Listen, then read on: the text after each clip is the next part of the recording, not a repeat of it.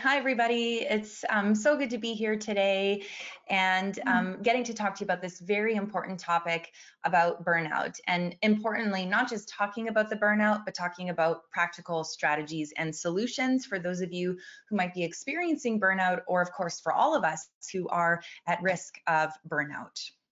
Okay, so let's go ahead and get started with the session outline for today. So by the end of our time together today, I'm hoping that you can recognize the signs and understand some of the causes of burnout, to also know the 5 stages of burnout and hopefully where you fall within those 5 stages, and to most importantly, learn practical tools for preventing and managing burnout. And these are all evidence-based strategies that I'm going to share with you today.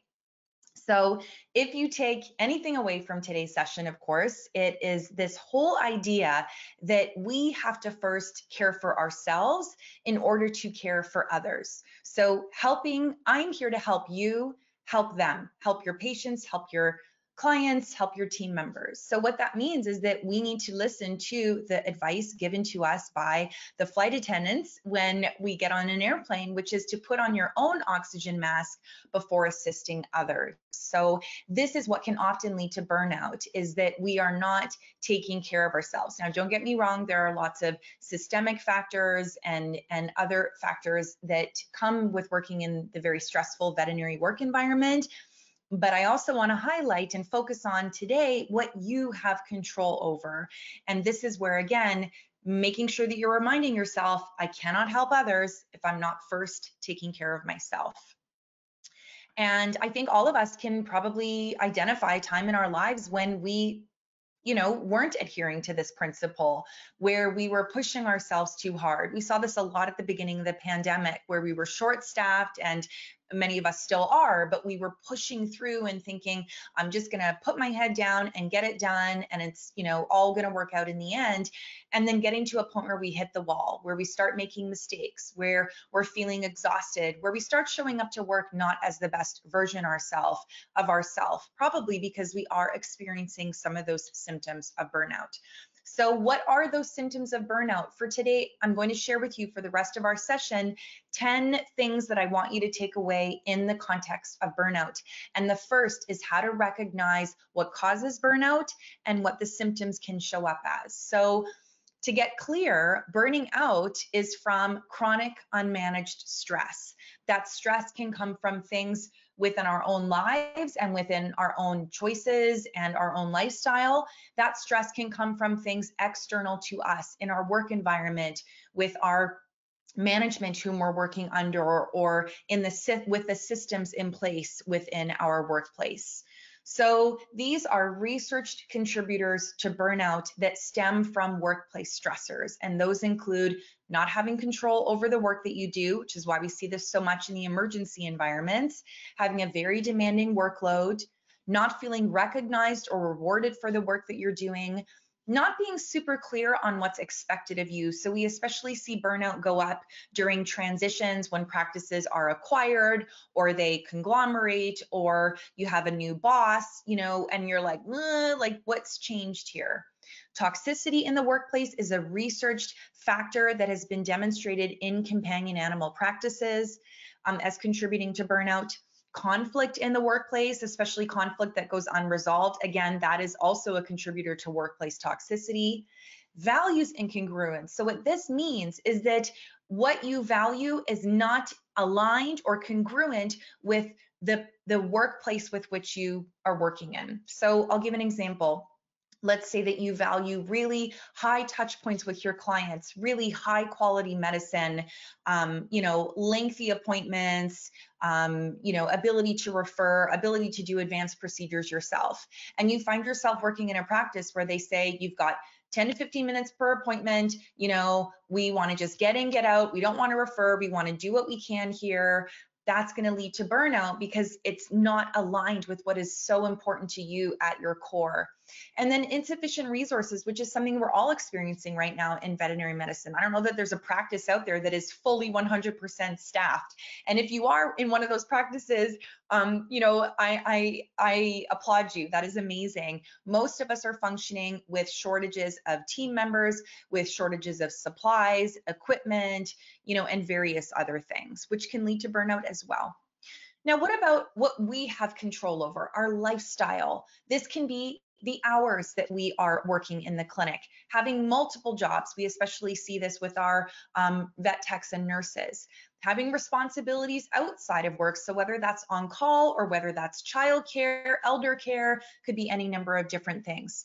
Not separating our work and our home lives, okay? We talk a lot about work-life balance, but really what the research demonstrates is what we want to strive for is some sense of work-life separation.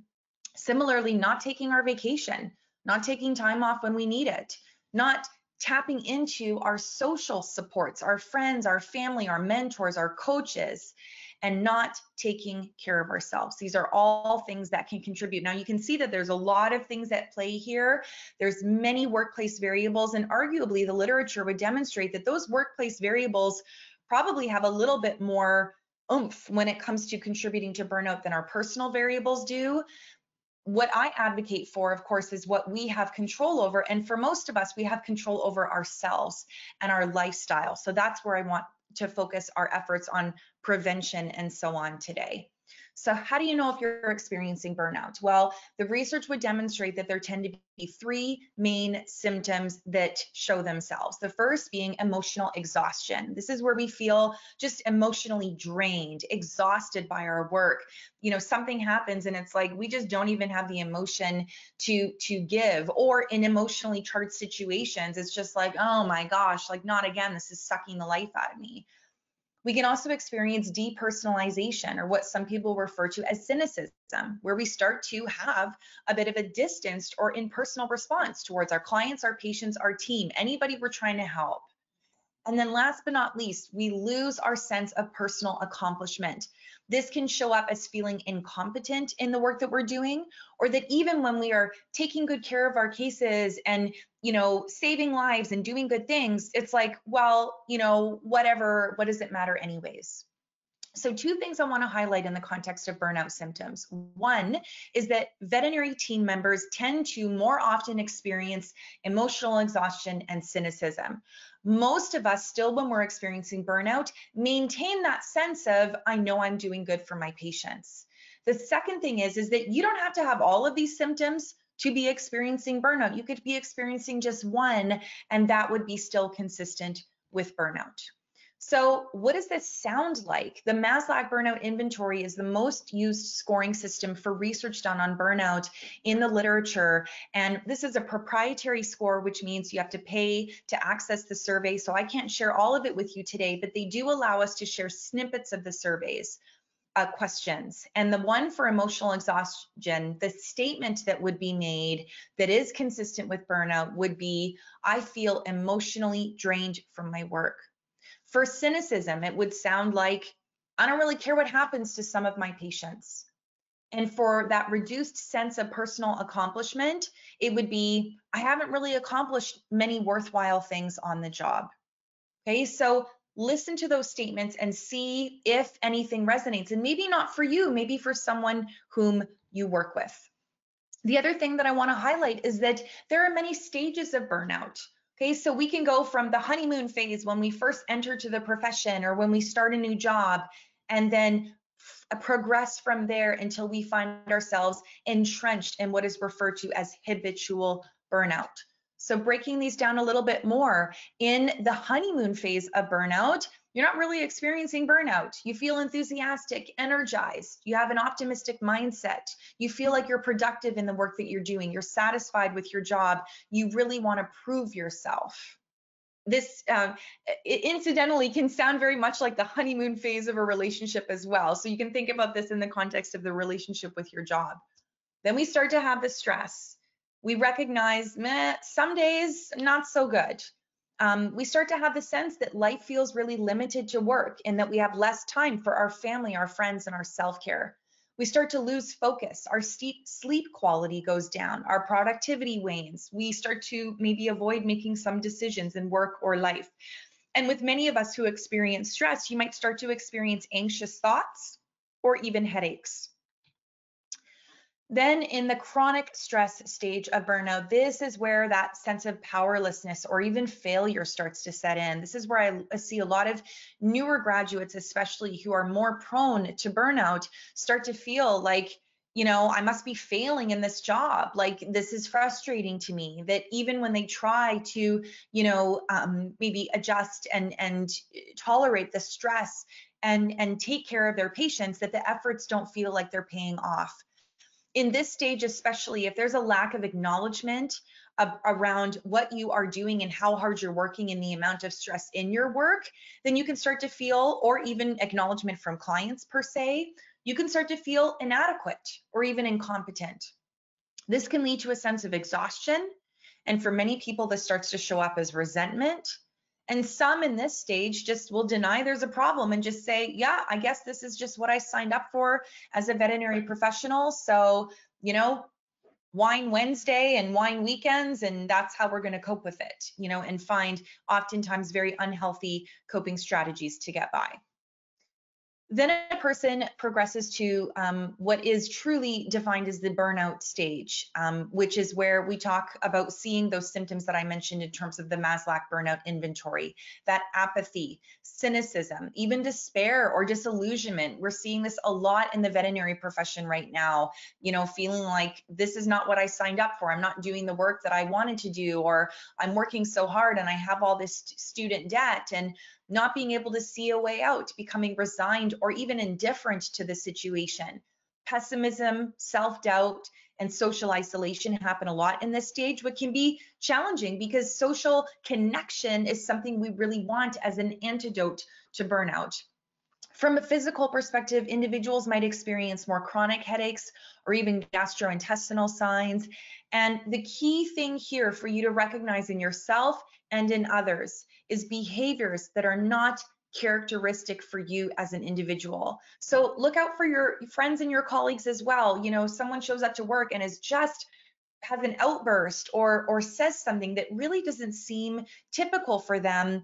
It's not that, Susie just suddenly, became this wretched, rude person overnight. It's that, gosh, I wonder if Susie could be experiencing burnout.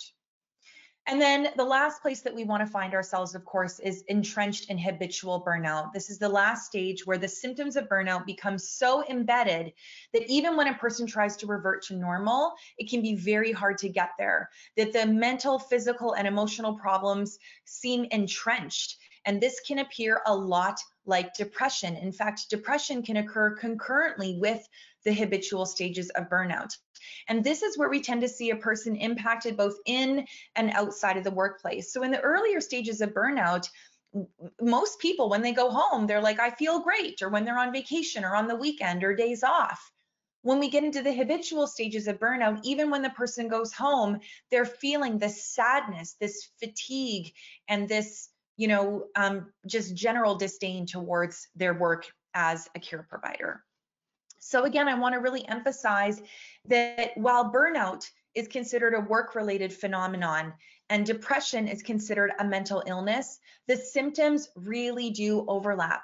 So if you feel like some of this really resonates with you and you have not yet connected to a healthcare professional, reach out to your physician, reach out to your mental health care provider, whether it's through your employee assistance program or your state or provincial veterinary medical association. There is help out there. And if you need some resources, even many that are free to veterinary professionals, please reach out to me directly and I'll be happy to share those with you. But I really, really want to urge you to take a step to take care of yourself and your mental health. Okay, so strategies 2 through 10, we're going to move through a little bit more quickly, and these are really going to be those tools, those strategies, those evidence-based mechanisms for you to either pull yourself out of that burnout or prevent that burnout from getting into the entrenched or the habitual stages. And the first is sleep. And sleep, I cannot stress this enough. This is foundation to your mental health and well-being. During sleep, this is where we consolidate memories. We replay situations that happened during the day. We sort out our emotions and make sense of what happened. We restore our ability to concentrate. Our body is restored. Our metabolism is regulated. And there is so much research to demonstrate that chronic sleep deprivation not only leads to physical health problems like obesity, diabetes, and heart disease, but it also can exacerbate mental illnesses as well. So sleep is necessary. So during the day, take steps to make sure that you're setting yourself up for success when you go to bed. This means getting outside for a minimum, ideally, of 30 minutes per day. Ideally, when there's sunshine that you can get on your skin, that's going to help regulate your circadian rhythm. Moving your body. So exercise, so important for two reasons. Number one, it is really important for regulating your energy and your circadian rhythm and getting you tired for sleep at the end of the day. It's also important for stress management so that when you go to bed at the end of the day, you're not reprocessing all of your stressors. Prior to bedtime, dim those lights, remove that light into your eyes that is going to suppress your melatonin secretion. Caffeine has a very long half-life, stays around in the body for a long time. You want to make sure that you're cutting this out early in the day, especially if you're caffeine sensitive. This is a genetic predisposition. I've actually had my genes tested to know my caffeine sensitivity. I'm right in the middle. So I'm not super sensitive. I'm also not super tolerant. So on average for me, that means 4 o'clock in the afternoon is about when I have my last cup of tea, so that I can be in bed, by 10 and asleep, hopefully by 10:30. Alcohol, this is a big misconception. So we often think, well, alcohol is a depressant. It helps me get sleepy. And then I go to bed and I, sleep better. But you don't. It is a depressant, but alcohol, when it is in your system, prevents you from going into the deeper stages of sleep and the REM stages of sleep, which is where all of that mental and emotional processing happens. So if you're going to have a drink after your workday, after your shift, do it soon after your shift. So if I'm going to have a drink at the end of the day, I'm going to do it when I'm cooking dinner, not, as a nightcap before I go to sleep. And then before bedtime, only go to bed when you've geared down enough so that you can sleep. Ideally, you have a 30-minute ritual that doesn't involve screens that you do each and every day, just like we do with our children, especially our young children, that they all have a bedtime routine. It's the same thing. That's cueing their body for sleep. I have a 3-year-old, and it's like as soon as we get into the bedtime routine, then she's yawning. And I know that it's because I'm cueing her body that it's bedtime. If you need to set an alarm for your bedtime, then do that. If you find yourself going from Netflix to Netflix episode, set an alarm so that you don't get caught up, and forget that it's time to get ready for bed. Because ideally, we're going to bed and we're getting up at the same time every day, and we're aiming for that sweet spot of what most individuals require for sleep, which is about 7 to 9 hours per day. So another thing that really can be detrimental for sleep is our electronic devices, because of the blue light that suppresses melatonin and because they're stimulating. They cause dopamine release. You check your phone, you get a dopamine hit. That's going to keep you going. Okay, we want to get rid of that stimulation. So power down. I power down at least an hour before bedtime, and I urge you to do the same. Now, there are blue light filters that you can put on your screens and on your devices. My glasses also have blue light filter in them as well. So if you happen to be watching a show on TV or something, it's not going to be as stimulating. But remember, it's not just the light, it is the mental stimulation as well. And then at bedtime, you want to make sure that you are keeping your temperature at a reasonable temp. For most people, this is on the cooler side than you would typically reside in during the day. You want to make sure there's good humidity, good ventilation. If you are noise sensitive, soundproof the bedroom. Use earplugs, use, white noise machines to mask the noise. Keep the light out of the bedroom. So there's research to demonstrate that even the ambient light from the street lamps, if you live in the city, is enough to impact your sleep.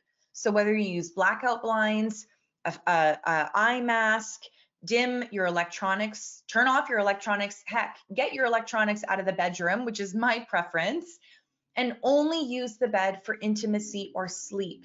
not watching TV, not texting, scrolling, talking, whatever it is. Because what you are doing then is you are cueing your body that the bed is used for all sorts of activities, not just sleep.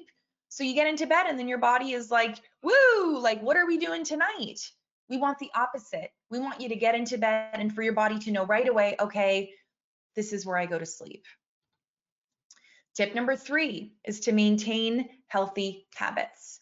So why are habits important? Well, you and I have all had this experience where you get to the end of your day, you feel so hungry, but you literally cannot decide what to eat. That is a sign of decision fatigue.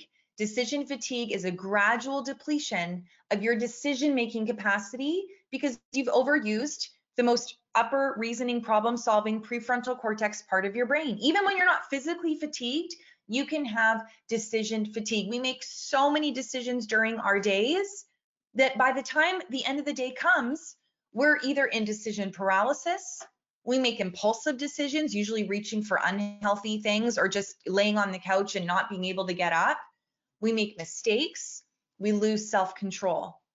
Habits eliminate the need for self-control. Every time you decide, am I going to have the healthy meal or am I going to get the takeout? You're making a decision that uses that same part of your brain that you've been using all day long in the work that you do. So get rid of that need for decision making and make healthy habits so that you don't have to think about them, just like you don't have to think about brushing your teeth in the morning. The foundational habits I suggest that you focus on first are movement or exercise, 30 minutes a day, healthy meals, getting rid of the clutter in your environment, because there is a huge amount of research in the psychology space demonstrating how outer chaos, clutter, uncleanliness contributes to poor mental health, to anxiety, to restlessness, to inability to settle. And then, of course, sleep being the 4th foundational habit. So again, if you're like most people, you're like, yeah, I know I have to exercise more and I just can't seem to get it done. Here's some strategies for you to make it a habit. Start first by scheduling it. Literally have it in your calendar to just say, yeah, I'm going to exercise at some point tomorrow. It's not going to happen. Something that can happen at any time doesn't happen. We know this. Yeah, we'll get together at some point. You don't get together. It's the same thing with exercise. Put it in your calendar. You also want to make sure that you are making healthy habits convenient and unhealthy habits inconvenient. So what I mean by that is that if you're trying to get to the gym regularly, then please have a home gym that is the most convenient, or pick a gym that is near your work or near your home. Choosing a gym that is 30 minutes drive away, not convenient, not going to happen. Inconvenience would be, storing your unhealthy snacks way at the top of the pantry, all, tightened up with a twist tie so that you can't get to them easily, rather than taking the bag of chips and bringing them onto the sofa where now it's convenient. I can just reach into the bag to get them. Flip side would be convenient snacks, having them grab and go ready, healthy snacks in that context. Another strategy for habit formation is to do habit stacking. So this means you take one thing you already do every day without thinking about it, and you stack a healthy habit on top of it. So as soon as you wake up, you drink a glass of water. The coffee is brewing, you get your healthy snacks ready for the day. While you're brushing your teeth, you have a gratitude practice, and so on and so forth. Accountability is also huge for a lot of veterinary team members when it comes to healthy habits. Partner yourself up with someone else who also wants to achieve something healthy for themselves. Or you can have accountability by scheduling reminders in your phone, utilizing apps and alerts, having visual cues like Post-it notes or posters or vision boards, having a mentor or a coach, thinking even of a person in your life who's no longer alive. What would they want for you? My grandma passed away in August, and I have a picture of us on my fridge, and I look at her every day and I think to myself, what would grandma want the most for me? Well, of course she would want me to be happy and healthy. So that holds me accountable. And you can also use your future self to hold you accountable. I don't know about you, but for me, Starting a workout, never a great feeling. But if I think about my future self and how I'm going to feel at the end of the workout, that's the feeling that I tap into to get me going with my workout. Okay, tip number 4 is to make time for mindfulness. Now, a lot of you are like, oh my gosh, mindfulness, like now we're getting woo woo. I'm here to tell you that mindfulness is one of the most researched benefits when it comes to burnout prevention and management. And all mindfulness is regulating your attention, focusing on your immediate experience, the present moment. Okay, not projecting into the future and thinking about like, what's the next appointment? What do I have to do after this? I have to call that client, then I've got surgery later on, or ruminating on the past. I can't believe that client said that to me. What's happening with that case yesterday? Oh my gosh, I had this fight with my partner this morning. It's being in the here and now. Okay. And you might be thinking, well, what the heck? Like, big deal. Like, so I'm being present minded. Why would that be beneficial for me? There is so much detriment that comes with projecting in terms of anxiety and ruminating in terms of depression. A lot of those thought patterns that are not rooted in the present moment also contribute to stress. And we know that stress contributes to high blood pressure, to heart disease, to obesity, to diabetes, to so many other things. Mindfulness helps to diminish all of that. It even reduces pain sensation. It even enhances our immunity. It boosts our mental health. Mindfulness has been massively life-changing for me from a mental health perspective. So what are some strategies that you can use in terms of engaging mindfulness on a regular basis? Well, even just doing a mindful reset when you find yourself getting wrapped up in those anxious thoughts or that rumination. So all that you would do is to stop. First of all, notice that you're in this pattern. Take a moment to stop and look around and name 5 things that you can see. Listen for 4 things that you can hear. Look around for 3 things that you can touch and really get tactile with. Take a smell. Maybe it's your tea, maybe it's, essential oils, or, your laundry detergent, and notice 2 things that you can smell, and then 1 thing that you can taste. Maybe it's a taste you already have in your mouth, or maybe again, you take a sip of water, or a sip of tea, or a bite of chocolate, tuning into your senses. The reason why this is beneficial is because when we are tuned into our senses, we are present. It is impossible to tune in to your senses and to be somewhere else. The other strategies that you can use include mindful breathing. So deep belly breathing, where you expand your belly when you breathe. You're not just breathing up here where it's shallow. You're literally inhaling, chest lifts, belly expands. That drops your diaphragm, and that dropping of the diaphragm stimulates the vagus nerve, which is the parasympathetic activation of the nervous system. So the other way that you can activate your parasympathetic nervous system to get you out of that fight or flight response is to lengthen your exhales. So breathing in for 4, exhaling for 6.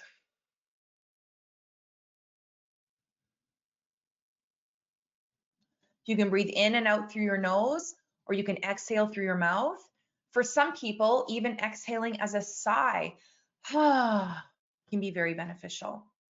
Box breathing is another technique that many people use. It has the visual appearance of a box, where you breathe in for 4, hold for 4, out for 4, and hold for 4. Okay, so again, those breath holds function like vagal maneuvers to dampen your fight or flight response.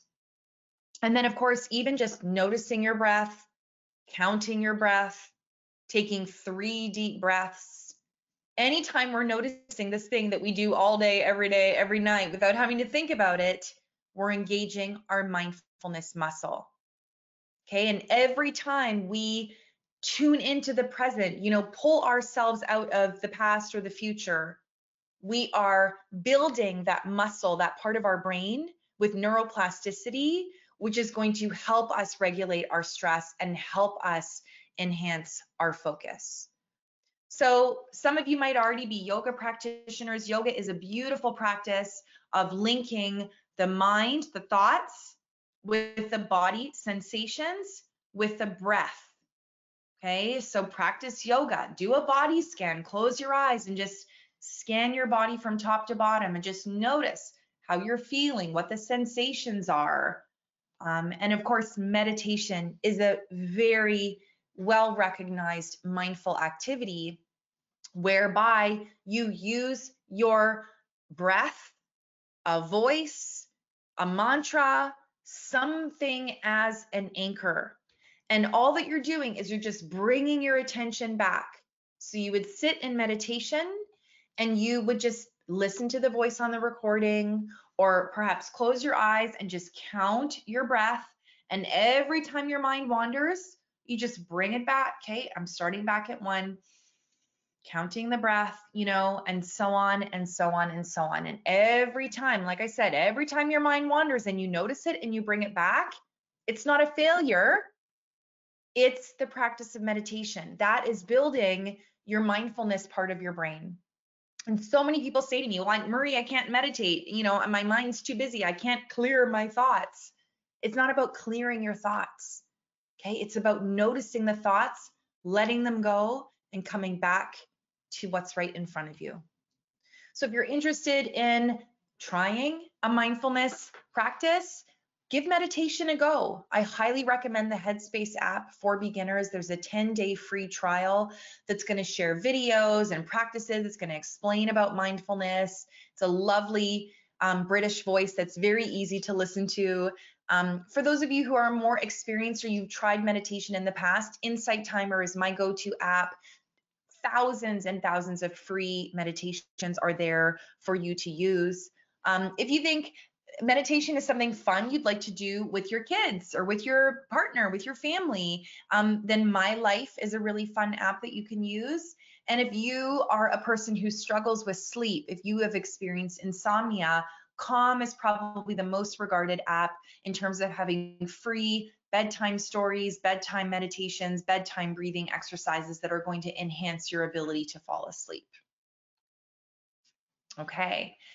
Strategy number 5 I want to talk about today is boundaries. Okay, so another, sort of word that is being used a lot, something I've been talking about for nearly 10 years now, but it's really picked up steam, in terms of, popular culture. So you'll hear a lot of people talking about their boundaries being crossed, boundaries being pushed, having to set boundaries. So what an unhealthy boundary looks in the context of a veterinary professional is allowing bullying behavior from clients, staying quiet when a coworker does something that is morally wrong in your eyes, working through breaks, working too many days in a row, ignoring your needs or not voicing them to a supervisor, and taking responsibility for the situations or circumstances of others. So a client doesn't have enough money to pay for a surgery that you've recommended, and you take that on as if it's your problem to fix, and you're going to crowdsource money, or you're going to pay for the surgery yourself, or whatever it is. That's an unhealthy boundary, not designating what is yours and what is theirs. So what happens in these situations of unhealthy boundaries is a lot of feelings, a lot of big feelings, as I would say to my toddler: resentment, anger, frustration, upsettedness, anxious thoughts, feeling like you're being taken advantage of, feeling depleted, and feeling exhausted. Once you start tuning into unhealthy boundaries, it becomes very quick for you to discern when a feeling pops up for you. Okay, there's something here that needs fixing. There's something here that needs communicating. So get into this practice of noticing these red flag feelings. When do you feel that knot in your stomach? When you just want to cry, the tears are welling up. You feel like the life is just being sucked out of you. Okay, take a step back and ask yourself, what's going on here? What is it about this situation, this interaction, or what is being asked of me that is not sitting well with me, that feels like it's too much? So healthy boundaries are speaking up for what you need, not offering to fix other people's problems, protecting your time, energy, and money, maintaining your privacy, living in alignment with your values and your moral belief systems, and saying no when you feel like you are being pushed beyond your limits. So, some examples of how we get there. Start by knowing what are your limits for your work schedule and stick to them. Have personal rules for yourself that you do not break. You know, whether it's sleep per day, exercise per day, how much time with your family, your partner, your pets. Limit your social media use. These are all examples of healthy boundaries. A healthy boundary can be putting your phone on do not disturb when you're sleeping after your shift or when you're getting ready to go to bed at night. A healthy boundary is also an email auto reply that informs people of when they can expect to hear from you. An unhealthy boundary is feeling like you have to check your email at all hours of the day because someone might want a response. So how do we communicate our boundaries? It might sound like this. Work is extra tiring right now, so I'm limiting my volunteer activities to make sure I have time for my family.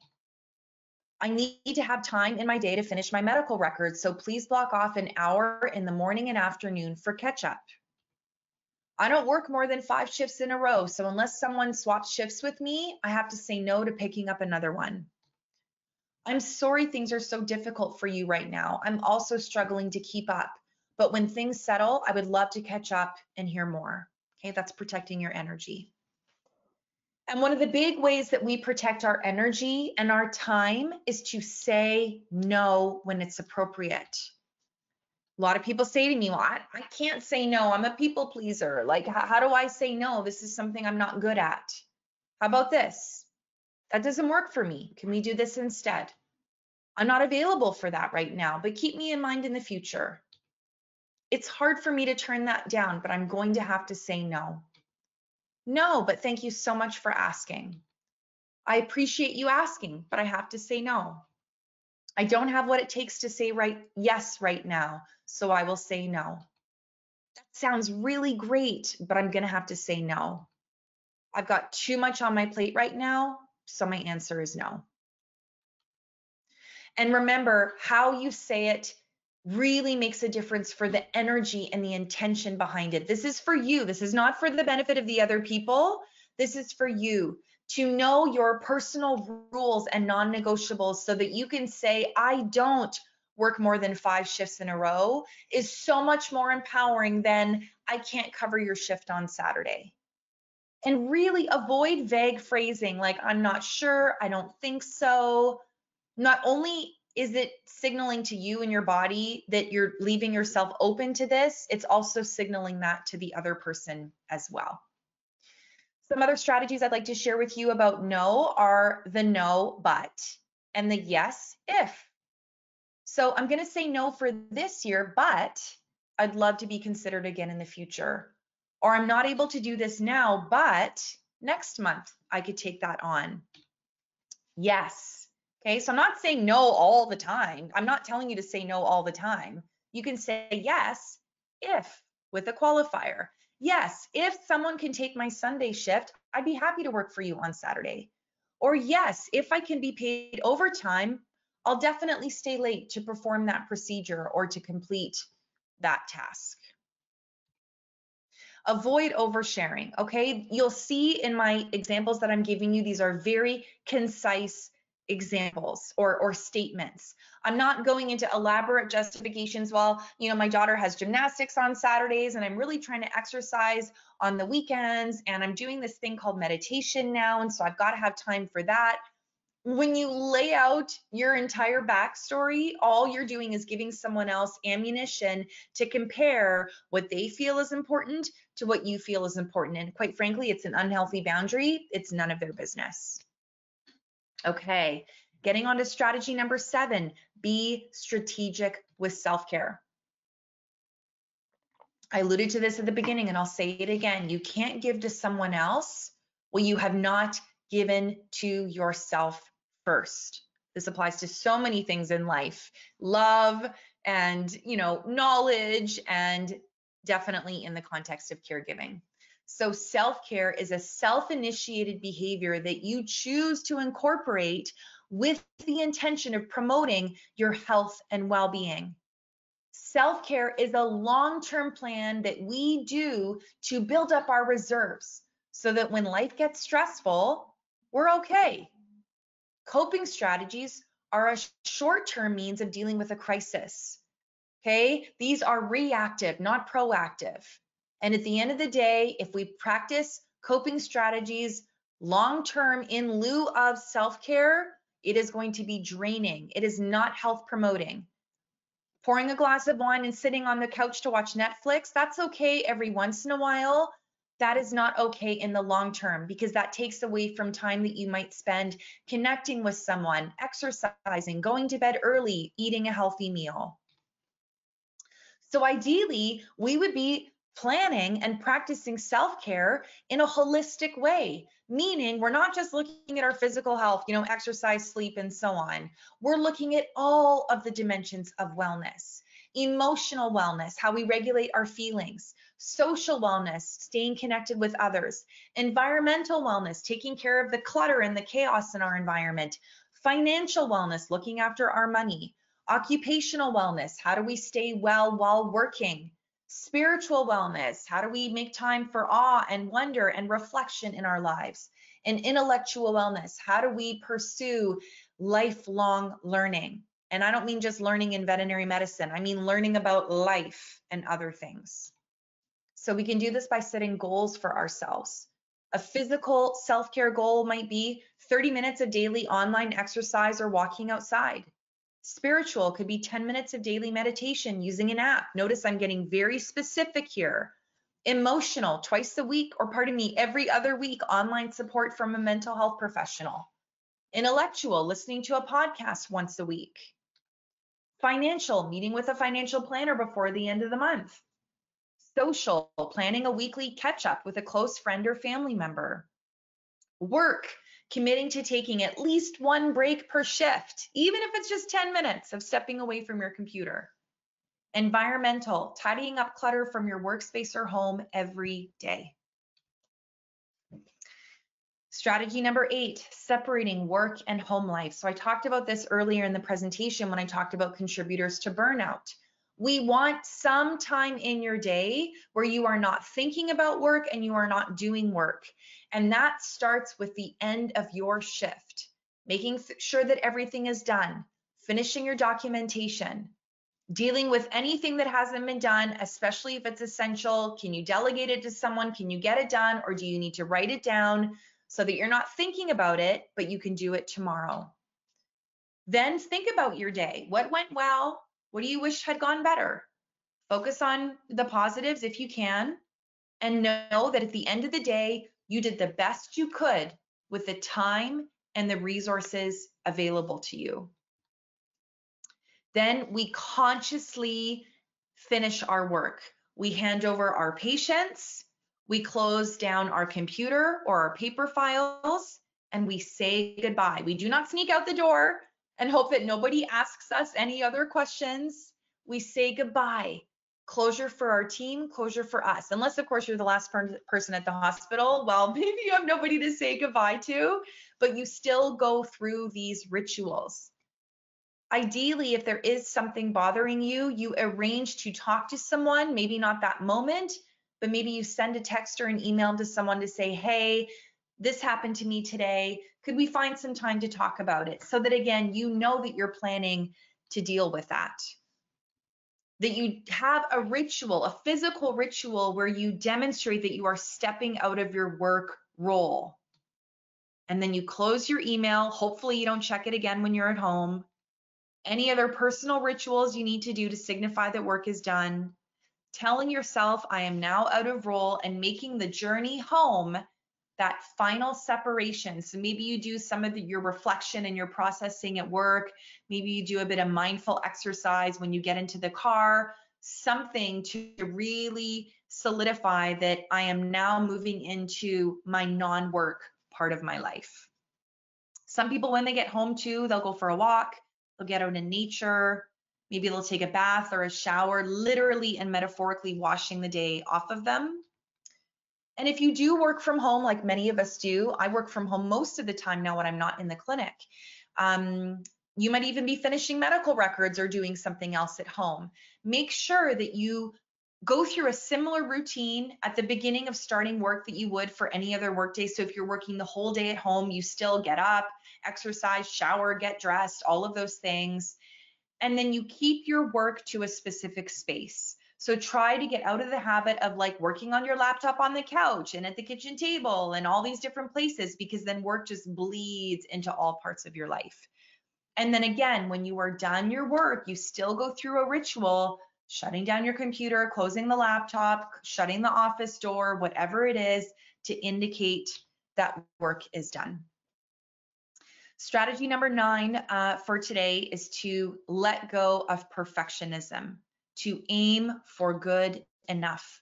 So many of us have perfectionistic tendencies. This is where we strive for flawlessness. We set performance standards that are very difficult, if not impossible, to reach.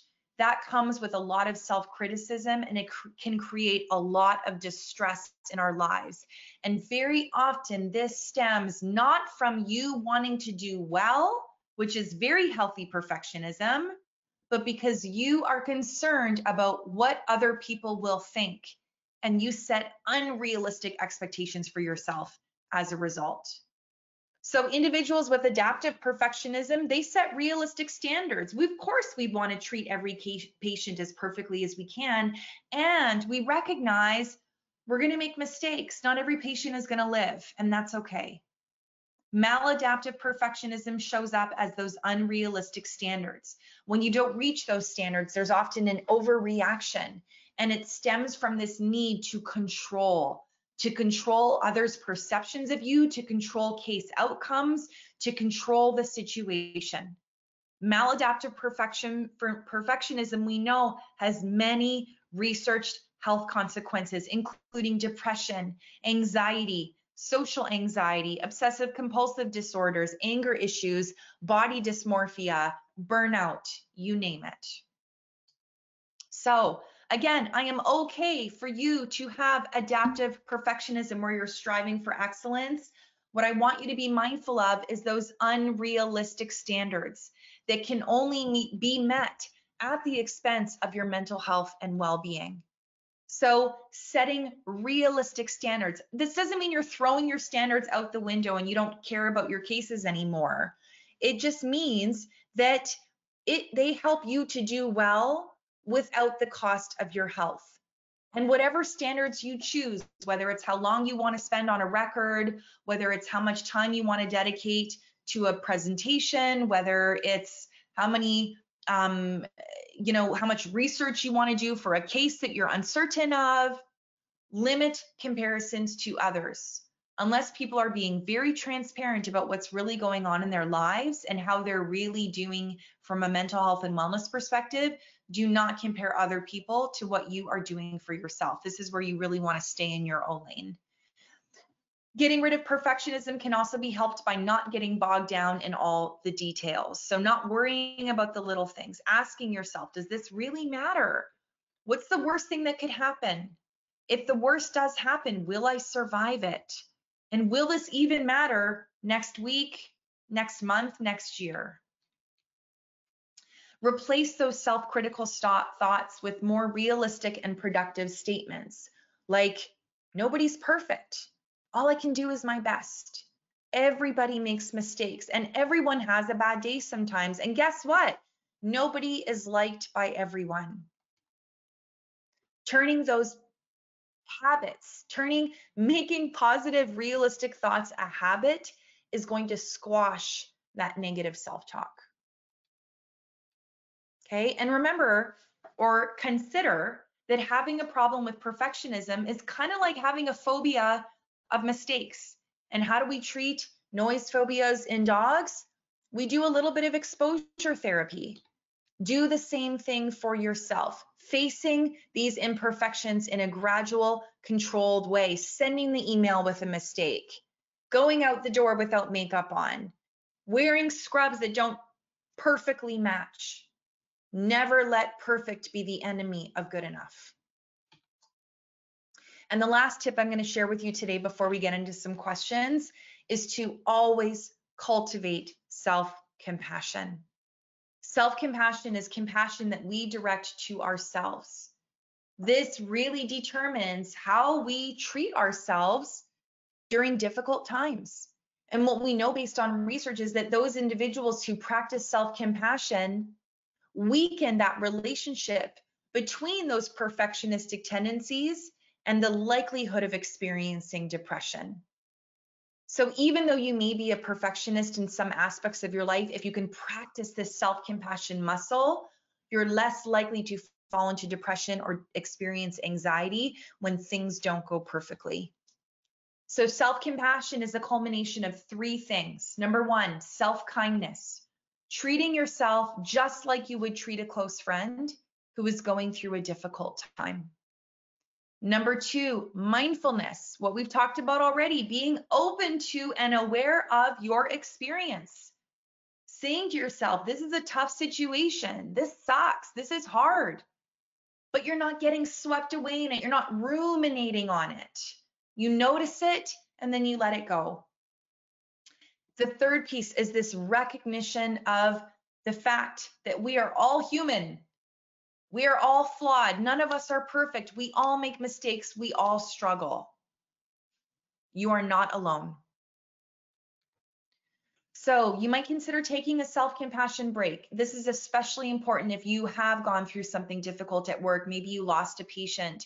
Maybe you made a mistake. Maybe you snapped at one of your colleagues because you are in the throes of burnout. Been there, done that for all of those things. So you want to think about that situation. This is where you really want to notice it and feel it in your body. Maybe you feel your stomach clenching, you feel your heart beating, you feel your jaw tensing. Notice it, feel it.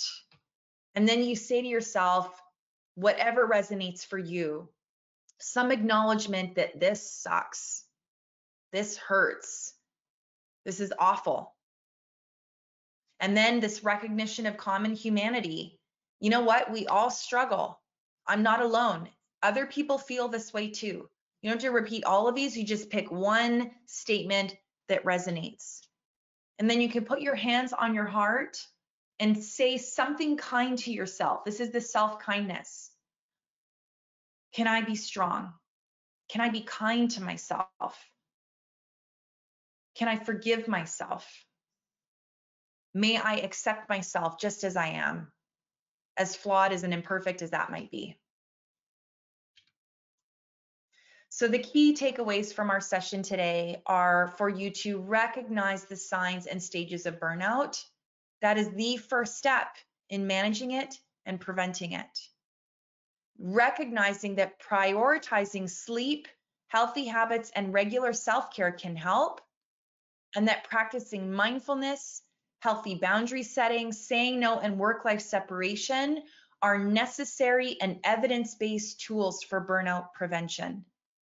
And then other key factors that are just kind of sprinkled like icing on the cake are managing our perfectionism and increasing our self-compassion practice.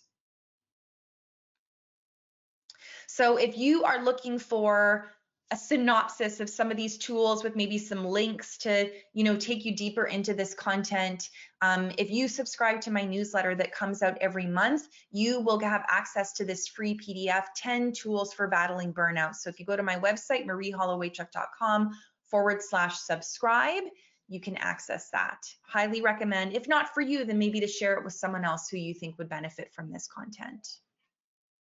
And before we get into questions, I absolutely want to extend my gratitude to DaySmart Vet for sponsoring such an incredible presentation. This is so important for the veterinary community right now, more so now than ever before.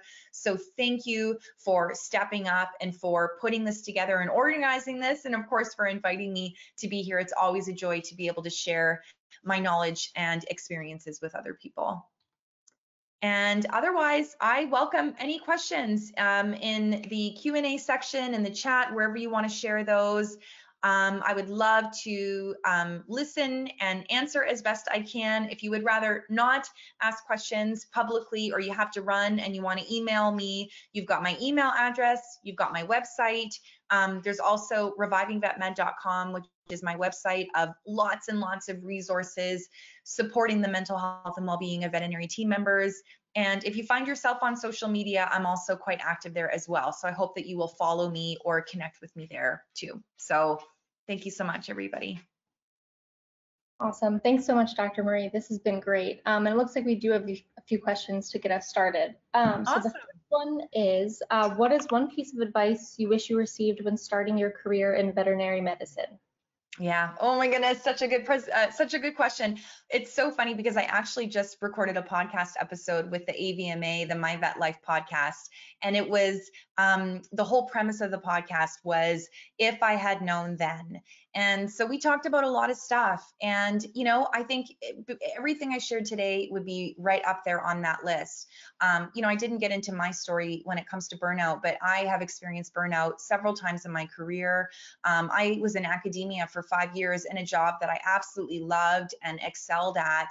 And I left the job because I was experiencing burnout and I didn't know what it was. I just knew I was exhausted and angry and frustrated and resentful and cynical all the time, and that I had no, work-life separation, and I didn't have a life outside of work. And I just felt like it wasn't sustainable, but I didn't know it was burnout. And I wish that I had known what to look for and how to prevent it so that I could have potentially stayed in a job that I loved. I mean, of course, the fact of the matter is I wouldn't be here in front of you today if I hadn't left that job and gone down this path. But, just having a language around burnout, knowing what leads to it and how we can manage some of those things, I think would have been the best advice I could have had earlier on. Awesome. And next up is, do you have any suggestions for helping parents who are feeling burnout while dealing with postpartum? Oh my goodness. Okay. So wow, everyone is asking questions that are hitting really close to home. So I became a single mom by choice in the fall of 2019 after years of trying to get pregnant. And this was all before the pandemic, of course. I had Bethany, my daughter, in June of 2020. So it was right in the beginning of the pandemic. I had no support. I was a single mom already.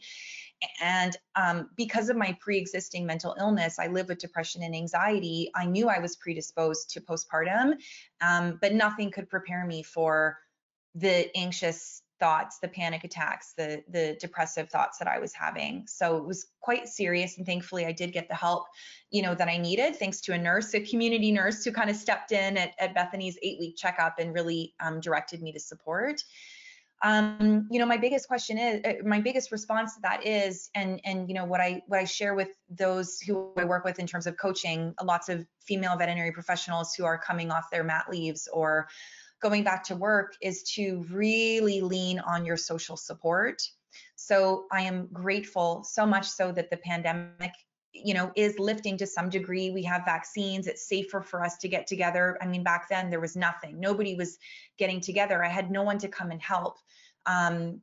Take on the help that is offered to you when you have it, or ask for help when you know that you need it. The other thing that we know, of course, about mental illness is that sleep deprivation is so tied to that. So making sure that you are taking advantage of getting sleep whenever you can. And I know it's hard in the postpartum phase because baby's hardly sleeping, or it's dysregulated sleeping, you're not sleeping.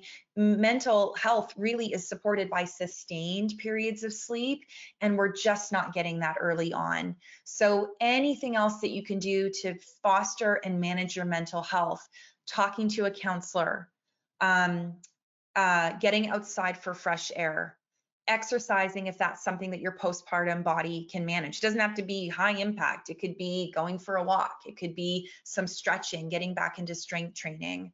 Those types of things are really important. I had to start medication. I felt that that was really important for me to get over that hump, because let's be honest, in the early postpartum phase, all the tools that I had used to support my mental health, including exercise, meditation, sleep, getting outside, none of those were available to me because I was by myself.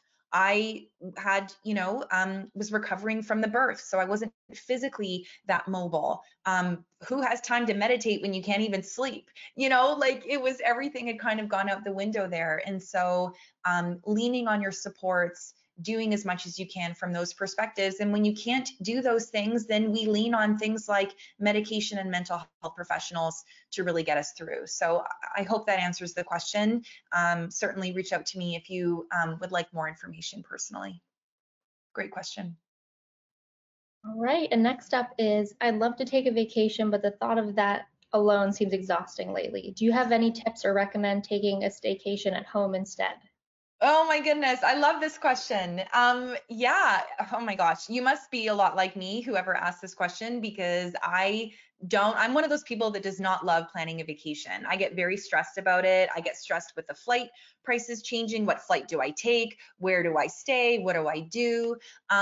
One piece of advice I will give you is to know that there are still travel agents who are wonderful and out there working and looking for work. I use a travel agent. I just booked my first vacation with my daughter. We're going to go on a cruise this fall together. 3 years later, we're going on vacation. So I utilized, I paid a travel agent to, it was a few $100s to help me plan that trip so that it's off my plate. In terms of doing a staycation, again, it's like you're speaking my language. I wrote a blog about this summer about taking a staycation and how beneficial that can be. I think the issue that we saw early in the pandemic was that nobody was taking vacation. Nobody was taking their time off because they couldn't go anywhere or they weren't going anywhere. But they also weren't taking time off that they still needed to have off. And so if you're considering this, staying at home and doing some clutter clearing in your home,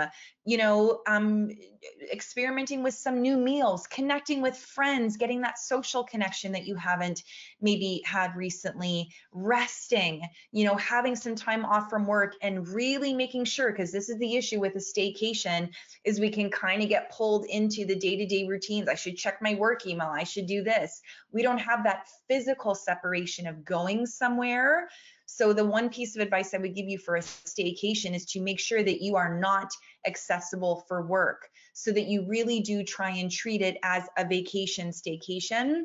And maybe that involves even little adventures that you go on in your own city that are like little vacations, but, without having to get on an airplane or drive, a really long distance in the car. So I hope that helps. But, what you're experiencing, again, it's a lot of this is just the decision fatigue.